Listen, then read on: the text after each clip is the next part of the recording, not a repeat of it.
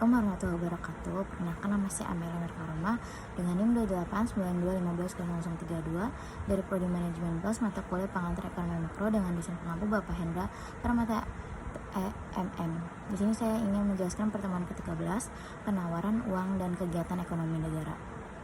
Ini ada penawaran uang dan harga pandangan klasik, ahli-ahli ekonomi sebelum Keynes, terutama ahli-ahli ekonomi klasik mengumpulkan analisis mereka kepada efek dari perubahan penawaran uang terhadap tingkat harga. Teori keuangan ini boleh dibedakan dalam dua bentuk, yaitu teori kuantitas quality of money dan teori sisa tunai atau cash balance theory. Dalam uraian yang akan dibuat dengan nyata dan dapat dilihat bahwa kedua teori tersebut mempunyai bentuk yang berbeda. Akan tetapi pandangan pokok teori tersebut adalah sama, yaitu perubahan dalam penawaran uang yang menimbulkan perubahan yang sama presentasi dengan tingkat harga. Kenaikan penawaran uang akan menaiki harga pada tingkat yang sama.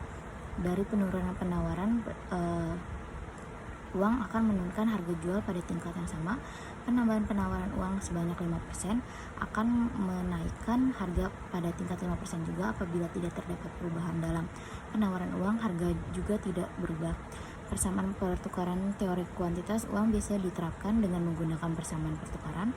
Persamaan tersebut dinyatakan sebagai berikut: MV sama dengan PT, di mana M adalah penawaran uang, V adalah lalu peredaran uang, P adalah tingkat harga, dan T adalah jumlah barang dan jasa yang diperjualbelikan dalam perekonomian. Selanjutnya adalah teori kuantitas uang. Pandangan dari teori kuantitas uang dapat diringkas sebagai berikut: perubahan dalam penawaran uang akan menimbulkan perubahan yang sama tingkatnya terhadap harga dan perubahan kedua variabel tersebut adalah ke arah yang sama. Apabila penawaran uang bertambah sebanyak 5%, maka harga-harga bertambah sebanyak 5%, dan apabila penawaran uang berlangsung sebanyak 5%, maka harga-harga juga akan berkurang sebanyak 5%. Pandangan dari teori kuantitas uang dapat diringkas sebagai berikut: perubahan dalam penawaran uang akan menimbulkan perubahan yang sama tingkatnya. Perubahan kedua variabel tersebut adalah ke arah yang sama. Apabila penawaran uang bertambah sebanyak 5%, maka harga penambahan sebanyak 5%, dan apabila penawaran uang berkurang sebanyak 5%, maka harga juga akan berkurang sebanyak 5%. Di sini ada asumsi dan pandangan teori kuantitas. Yang pertama itu adalah laju peredaran uang atau V adalah tetap. Menurut ahli ekonomi klasik, kelajuan peredaran uang tergantung kepada beberapa faktor teknikal seperti sistem pembayaran gaji, ciri-ciri kegiatan perdagangan, efisien sistem pengangkutan, dan kepadatan penduduk. Faktor-faktor ini tidak mengalami perubahan dalam jangka pendek, dan oleh karena itu masyarakat untuk menggunakan uang dan belanja tidak berubah. Yang kedua itu ada kesempatan kerja penuh selalu terpercaya dalam ekonomi. Oleh karena itu jumlah barang-barang adalah tetap dan tidak dapat ditambah. Di samping itu penawaran tidak akan pernah berkurang dari produksi barang pada kesempatan kerja dan penuh oleh karena sesuai dengan rumus saya, setiap barang yang dikeluarkan akan dibeli masyarakat atau supply creates on demand.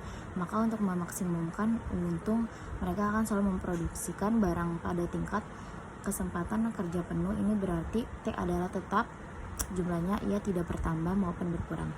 Contoh angka. Walaupun lebih memahami pandangan teori kuantitas, dalam uraian berikut teori tersebut diterapkan dengan menggunakan satu contoh angka. Misalnya dalam sesuatu perekonomian T sama dengan 500, penawaran uang 200, dan lalu peredaran uang 5. Berdasarkan kepada teori kuantitas, tingkat harga adalah 2, yaitu seperti yang ditunjukkan dalam perhitungan tersebut. MV sama dengan PT, yaitu 200 dikali 5 jadinya 500 P. P sama dengan 2. Di sini ada teori sisa tunai. Beberapa tahun sebelum Irving Fresnel mengembangkan teori kuantitas, seorang ahli ekonomi Inggris yaitu Alfred Marshall dari Chamberlain mengembangkan teori sisa tunai. Teori ini juga menerangkan sifat hubungan di antara penawaran uang dan tingkat harga. Teori sisa tunai mempunyai pandangan yang sama dengan teori kuantitas uang. Teori ini juga berpendapat bahwa perubahan dalam penawaran uang akan menimbulkan perubahan harga-harga yang sama tingkatnya. Teori sisa tunai diterangkan dengan menggunakan persamaan berikut: M sama dengan KPT, di mana MP dan T mempunyai arti yang sama dengan MP dan T dapat persamaan MP sama dengan PT. Dalam teori sisa tunai K adalah bagian dari pendapatan masyarakat yang tetap dipegang mereka dalam bentuk tunai. Sekitar 20% dari pendapatan akan dipegang masyarakat dalam bentuk tunai, maka K sama dengan 1/5. Dalam teori sisa tunai, M sama dengan KPT atau M per K sama dengan PT, sedangkan persamaan teori kuantitas adalah MP sama dengan PT. Dengan demikian, M per K sama dengan MP atau K sama dengan L atau V. Selanjutnya ada kritik-kritik terhadap teori kuantitas uang. Yang pertama itu pemisahan bahwa T adalah tetap kurang tepat. Asumsi ini erat hubungannya dengan keyakinan bahwa perekonomian selalu mencapai tingkat kesempatan kerja penuh. Oleh karena ahli-ahli ekonomi klasik berpendapatan kesempatan kerja penuh selalu tercapai, maka seharusnya mereka berpendapat bahwa jumlah barang-barang dalam perekonomian tak dapat bertambah, maka T tetap. Yang kedua itu adalah lalu peredaran uang tidak selalu tetap dalam jangka pendek dan jangka panjang. Di samping faktor-faktor yang disebutkan oleh ahli-ahli ekonomi klasik, banyak lagi faktor-faktor lain yang mempengaruhi kelajuan peredaran uang. Pengangguran yang tinggi mengurangi pengeluaran masyarakat dan ini mengurangi laju peredaran uang. Yang ketiga itu ada perhubungan di antara penawaran uang dan harga adalah lebih rumit dari yang diterangkan oleh teori kuantitas. Apabila ekonomi menghadapi masalah pengangguran, persamaan MP sama dengan PT tidak dapat digunakan untuk menerangkan bagaimana perubahan penawaran uang akan mempengaruhi harga dan jumlah produksi barang dan jasa. Yang keempat itu adalah teori kuantitas hanya memperhatikan fungsi uang sebagai alat untuk melancarkan kegiatan ini. Tukar-menukar sudah transaksi dengan menggunakan uang dalam persamaan MP sama dengan PT. Masyarakat dianggap meminta uang untuk tujuan membiayai transaksi saja. Berdasarkan persamaan MP sama dengan PT, harga-harga akan tetap stabil apabila kenaikan T sebanyak 5%, diikuti oleh pertumbuhan M sebanyak 5% juga. Ini menunjukkan persamaan MP sama dengan PT menganggap bahwa uang hanya digunakan untuk tujuan transaksi jual beli barang. Selanjutnya ada teori keuangan Keynes. Teori keuangan Keynes terutama menerangkan 3 hal, yaitu yang pertama itu ada tujuan-tujuan masyarakat untuk meminta menggunakan uang. Yang kedua itu ada faktor-faktor yang menentukan tingkat bunga. Yang ketiga itu ada efek perubahan penawaran uang terhadap kegiatan ekonomi negara. Nah, dalam hal ketiga, Keynes juga menjelaskan masalah yang akan dihadapi apabila dalam perekonomian wujud keadaan yang dinamakan perangkap kecairan. Hal 1 dan hal 2 akan diterangkan dalam bagian, sedangkan hal 3 diterangkan dalam bagian berikut. Di sini ada tujuan-tujuan memegang uang. Yang pertama, pemerintahan uang untuk transaksi. Memegang uang untuk pembayaran transaksi merupakan tujuan memegang uang yang paling penting di dalam perekonomian modern di mana tingkat spesialisasinya tinggi. Uang sangat penting perannya untuk melancarkan kegiatan ekonomi dan transaksi atau jual beli. Tingkat spesialisasi yang tinggi lainnya hanya mungkin ada apabila pertukaran dilakukan dengan menggunakan uang, karena dengan ini pemilik uang dapat dengan mudah menggunakan untuk membeli barang-barang yang mereka perlukan. Keadaan ini akan mendorong orang untuk melakukan spesialisasi dalam pekerjaan yang sesuai dengan kemahirannya dan memaksimalkan pendapatan dari pekerjaan tersebut, sehingga besar dari uang yang diterima dari pekerjaan tersebut akan digunakan untuk membeli kebutuhan-kebutuhan seperti makanan, pakaian, dan keperluan lainnya. Yang kedua itu ada permintaan uang untuk berjaga-jaga. Di samping untuk membiayai transaksi, uang diminta pula oleh masyarakat untuk menghadapi keadaan, kesusahan atau masalah yang penting lain di masa depan. Uang yang disisihkan untuk tujuan ini dinamakan permintaan uang untuk tujuan berjaga-jaga. Nah, masa depan adalah keadaan yang tidak boleh diramalkan. Ada kalanya keadaan masa depan semakin bertambah baik, tetapi ada kalanya masalah buruk akan dihadapi.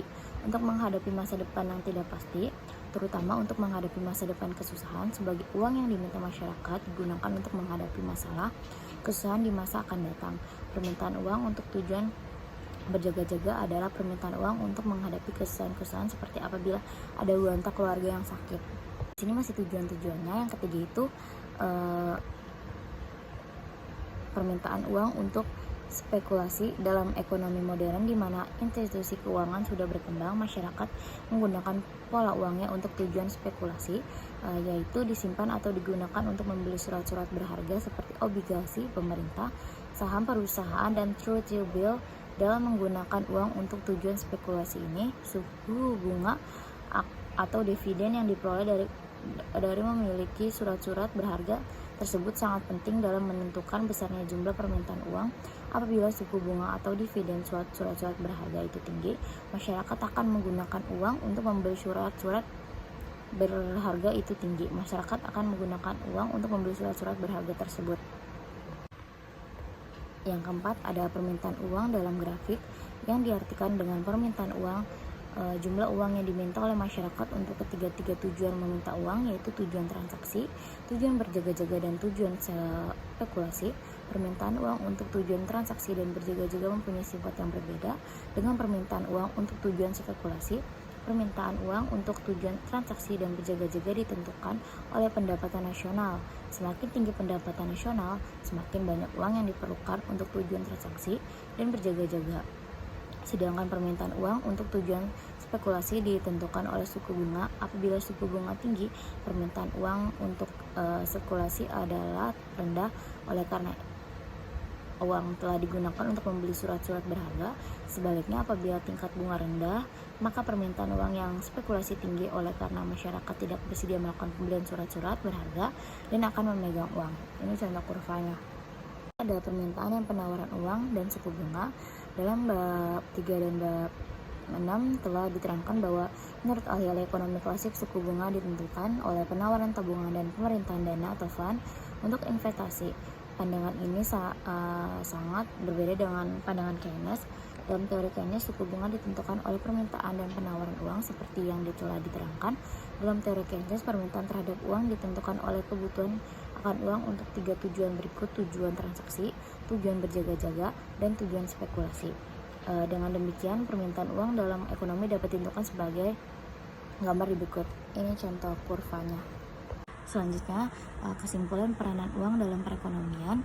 Dengan menggunakan analisis ADAS, sekarang dapatlah dibuat penilaian mengenai peranan uang dalam kegiatan ekonomi suatu negara. Dalam bab 7 telah diterangkan 3 pendapatan mengenai peranan uang dalam perekonomian, dan bagian permulaan dari bab ini telah menerangkan dengan lebih terperinci 2 pendapatan yang dikemukakan, yaitu pandangan golongan pasif atau teori kuantitas dan pandangan golongan Keynesian atau analisis mekanisme transmisi. Setelah kedua pandangan tersebut dikemukakan, Milton Friedel Popper, golongan monetaris, menemukan pandangan baru yang pada dasarnya menyempurnakan pandangan teori kuantitas, tetapi pada waktu yang sama mempertimbangkan pandangan Keynes. Teori Friedman berpendapat bahwa pertambahan penawaran uang dapat menimbulkan kenaikan harga maupun kenaikan pendapatan nasional. Analisis ADAS dapat membantu memahami pandangan Friedman tersebut. Dari gambaran dalam analisis keadaan 1 dan kedua dapat disimpulkan bahwa sampai di mana penawaran akan menimbulkan perubahan terhadap tingkat harga dan pandangan nasional real sangat tergantung kepada bentuk kurva AS. Apabila kurva AS tandai yang berlaku apabila dalam ekonomi terdapat banyak pengangguran, pendapatan nasional real cenderung akan mengalami tingkat penambahan yang tinggi. Sebaliknya, apabila pengangguran rendah dan kesempatan kerja penuh tercapai, penambahan penawaran uang menimbulkan inflasi yang lebih cepat dan kenaikan yang relatif kecil terhadap pendapatan nasional. Selanjutnya ada kebijakan moneter dan kegiatan ekonomi. Kebijakan moneter dapat dibedakan kepada 2 golongan, yaitu kebijakan moneter kuantitatif dan kebijakan moneter kualitatif.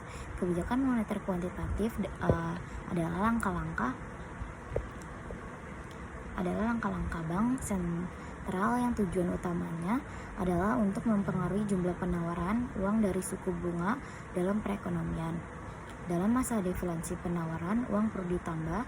Langkah ini akan menurunkan suku bunga, dan penurunan ini selanjutnya akan mengalahkan perkembangan kegiatan ekonomi sehingga tingkat kesempatan kerja menjadi lebih tinggi dan pengangguran berkurang. Dalam masa inflasi, pengeluaran masyarakat adalah melebihi penawaran. barang-barang yang tersedia dalam perekonomian. Oleh sebab itu, pengeluaran agregat berulang dikurangi melalui pengurangan dalam penawaran uang dan kenaikan suku bunga. Perubahan tersebut akan menurunkan pengeluaran agregat sehingga terdapat keseimbangan di antara pengeluaran dalam ekonomi dengan jumlah penawaran barang-barang. Kebijakan moneter kualitatif adalah langkah-langkah bank sentra yang bertujuan mengawasi bentuk-bentuk pinjaman dan investasi yang dilakukan oleh bank-bank perdagangan. Dengan perkataan lain, tujuan utama kebijakan ini bukanlah untuk mengawasi perkembangan penawaran uang, tetapi untuk mempengaruhi jenis-jenis pinjaman yang diberikan institusi keuangan. Ini memungkinkan bank sentra mengalahkan pertumbuhan ekonomi ke arah yang diharapkan. Dan ada kebijakan moneter kuantitatif. Kebijakan moneter yang bersifat kuantitatif dapat dibedakan dalam 3 jenis tindakan, yaitu melakukan jual beli surat-surat berharga dalam pasar uang dan pasar modal. Langkah ini dinamakan operasi pasar terbuka. Membuat perubahan terhadap suku diskonto dan suku bunga yang harus dibayar oleh bank-bank perdagangan. Yang ketiga, membuat perubahan terhadap cadangan minimum yang harus disimpan oleh bank-bank perdagangan. Ini ada operasi pasar terbuka. Bank sentral dapat membuat perubahan-perubahan ke atas jumlah penawaran uang dengan melakukan jual beli surat-surat berharga. Bentuk tindakan yang akan diambil tergantung kepada masalah ekonomi yang dihadapi. Pada waktu perekonomian menghadapi masalah resensi penawaran uang, perlu ditambah bank sentral menambah penawaran uang dengan melakukan pembelian surat-surat berharga. Penawaran uang akan bertambah karena apabila bank sentral melakukan pembayaran terhadap pembeliannya itu, maka cadangan yang ada pada bank perdagangan telah menjadi besar. Mengubah suku bunga dari suku diskonto. Dalam menjalankan tugasnya untuk mengawasi kegiatan bank-bank perdagangan, bank sentral harus memastikan agar masyarakat tidak kehilangan kepercayaan kepada sistem bank. Salah satu cara untuk mewujudkan hal ini adalah dengan berusaha agar bank-bank tersebut, bank-bank berdagang selalu sanggup membayar semua cek yang dikeluarkan nasabah-nasabahnya untuk mencapai tujuan. Dan ada 2 langkah yang dilakukan oleh bank sentral. Mengubah tingkat cadangan minimum. Kesuksesan kedua jenis kebijakan moneter yang baru dibicarakan di atas sama tergantung pada apabila kebanyakan bank berdagang mempunyai kelebihan cadangan atau tidak. Apabila kelebihan cadangan terdapat dalam kebanyakan bank berdagangan, dua tindakan ini tidak dapat digunakan untuk membuat perubahan-perubahan dalam penawaran uang. Dengan adanya kelebihan cadangan, operasi pasar terbuka dan pengubahan suku diskonto tidak mewujudkan efek yang diharapkan. Ada kebijakan moneter kualitatif. Kebijakan moneter yang bersifat kualitatif biasanya dibedakan dalam 2 jenis, yaitu pengawalan pinjaman serta terpilih. Kebijakan ini dilakukan dengan menentukan jenis-jenis pinjaman mana yang harus dikurangi atau digalangkan. Yang kedua, pemujaukan moral. Dalam melaksanakan kebijakan ini, bank sentral mengadakan pertemuan langsung dengan bank perdagangan untuk meminta mereka melakukan langkah-langkah. Yang pertama adalah pengawasan pinjaman secara terpilih. Yang kedua, dapat memujukkan moral. Ada efek kebijakan moneter dalam grafik. Untuk melengkapi uraian mengenai kebijakan moneter, ada baiknya apabila ditunjukkan bagaimana kebijakan moneter yang bersifat kuantitatif akan mempengaruhi tingkat kegiatan ekonomi. Pada mulanya, misalkan perekonomian menghadapi masalah kemunduran ekonomi dan pengangguran meningkat. Untuk mengatasi masalah ini, bank sentral berusaha menambah penawaran uang dan menurunkan suku bunga. Telah diterangkan bahwa apabila penawaran uang bertambah, tingkat bunga akan turun, investasi meningkat, dan sebagai akibatnya pengeluaran agregat juga akan meningkat. Perubahan ini akan memindahkan kurva AE ke atas dan kurva AD ke kanan. Efek dari perubahan ini kegiatan ekonomi, pendapatan nasional, dan tingkat harga akan meningkat. Sekian presentasi dari saya, kurang lebihnya mohon maaf. Wabillahi taufiq wal hidayah. Assalamualaikum warahmatullahi wabarakatuh.